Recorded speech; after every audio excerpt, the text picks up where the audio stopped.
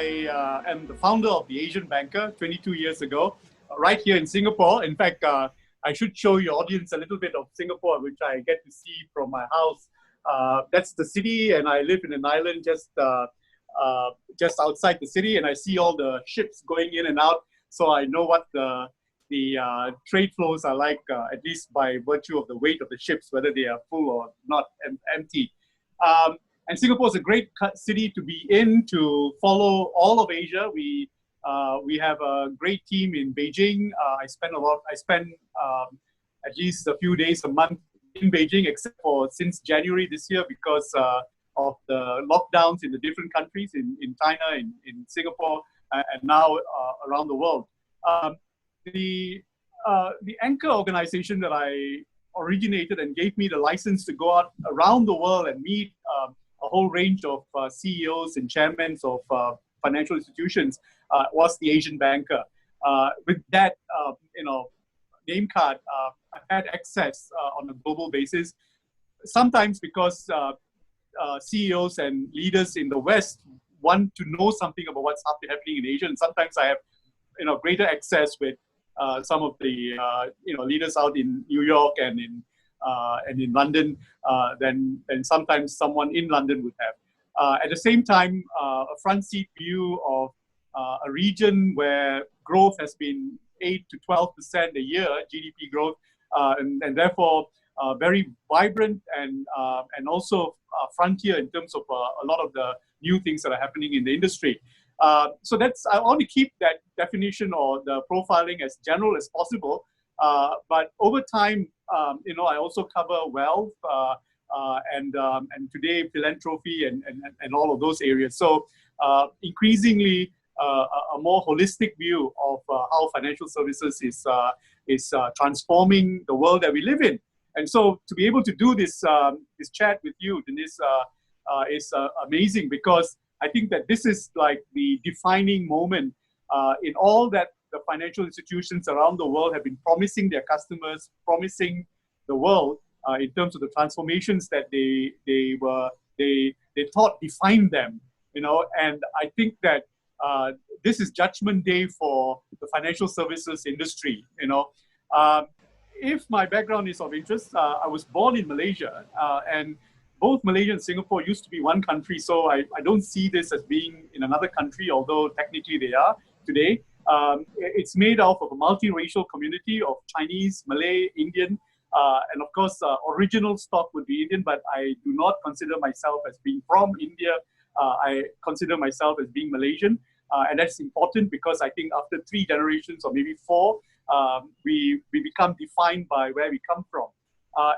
And both Malaysia and Singapore, if you look at the map of the world, it's at the crossroads in the trade winds that that used to take the ships from China to India, and then to the Arabic world, and then to the West, and then from the West to China. So this is where a lot of the world met before, and it's a very cosmopolitan. It's the original cosmopolitan part of the world, and then you put the icing on it, which is that we had a colonial past. Both Malaysia and Singapore were ruled by the British, and then Indonesia by the Dutch, and then Philippines, which is 3 hours this direction, by the Spanish, and then by the Americans, and then you have Vietnam, and you've got Thailand, and so on. So this part of the world, from a trade perspective, has a 2,500 years history of just absorbing the rest of the world. And so when the first Portuguese ships started to sail the world, they found their way to Malacca, which is just north of here, and you have Alfonso de Albuquerque and people like that, and then you have the Spanish galleons, and then the British, and so on. And the nice thing about having a colonial past is that we didn't jettison our colonial past. We actually used it to create institutions that created the stability of the countries that I come from, this part of the world. So I then moved to Singapore, did my undergrad here, did another degree in the UK. I'm a student member of Lincoln's Inn, if that's of any consequence. I trained to be a lawyer, for the first. And the funny thing is that on the day I qualified to be a lawyer, I just decided I just didn't want to be.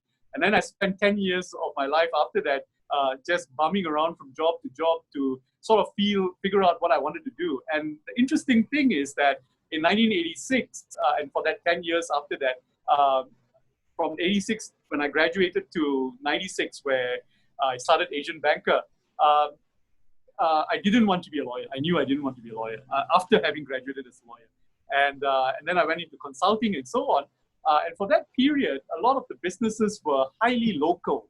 So I remember my first business trip outside Singapore was maybe 91, 92, around that time. Today, if you are an undergrad and you joined any company in Singapore, you'd be on a plane within 2 or 3 weeks of having joined the company.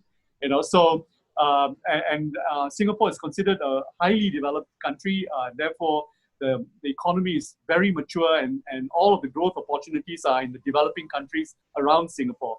And so I wanted a profession or a calling that could give me an excuse to meet leaders in many different countries. I found that the publication model lent itself at that time. And then I thought also the banking was interesting because I would have been interested in government, but many governments in this part of the world, especially in the 1990s, were very sensitive and very political, and therefore there was no commercial, ways in which you could make money or make a living out of different countries, covering them on a political front. The next level would be big business, and the biggest of the big business was banking. And so that's how I sort of meandered. I knew nothing about banking. I was in consulting before that. And sometimes people ask me, have you ever worked in a bank before? No, I've never worked in a bank before. And sometimes you should never have worked somewhere in order to understand it from a strategic point of view. And I call banking the cathedral industry, meaning that if you landed in any country, you land in Bangkok, you land in London, the biggest business that defines that country or the city would be banking. And if you met the bankers, you would basically be meeting some of the biggest decision makers in the country. Besides the cathedral, banking is something that involves everybody's life. And from there, an opportunity to get to know, how the country operates and so on. In 1990,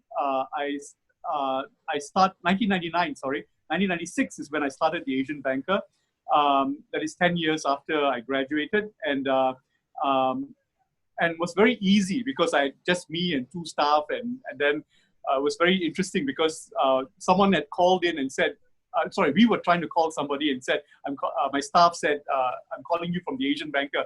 And because of the name, the Asian Banker, everybody, even on day 10 of having opened your business, people thought that they knew it. So I said, oh, you must be calling from the Asian Banker. Yeah, we've heard of the name before. But, we were like 10 days old, something like that. But that gave me the calling card to go meet a lot of people. And I think that within a short period of time, I became probably the most connected person in banking, from Japan to Australia, from the Philippines to India and to Pakistan and so on.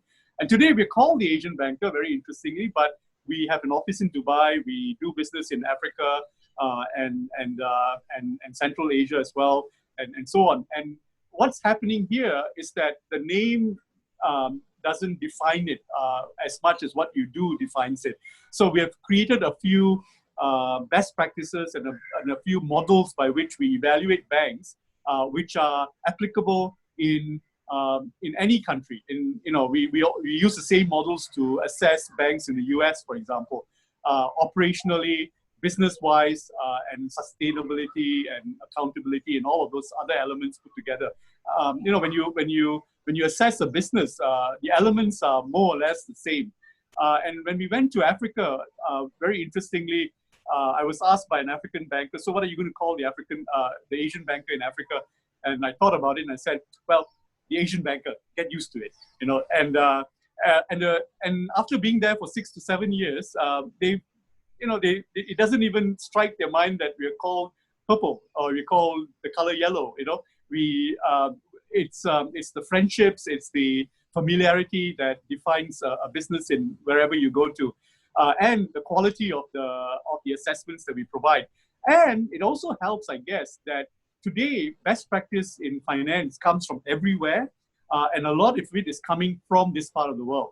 So if you talk about payments, if you talk about artificial intelligence, for example, and even in areas like bottom of the pyramid, which is you know financial services for the masses and so on, a lot of the developments are pioneered in this part of the world and then perfected. And they've not even arrived in the US yet. And if you went to the US and compared it to some of the financial services you find in countries like China, you would say that, oh wow, Asia is a lot further ahead. And so people around the world are very interested to know what comes out of this part of the world. So that a combination of that, the familiarity and the professionalism has just opened the whole world to us.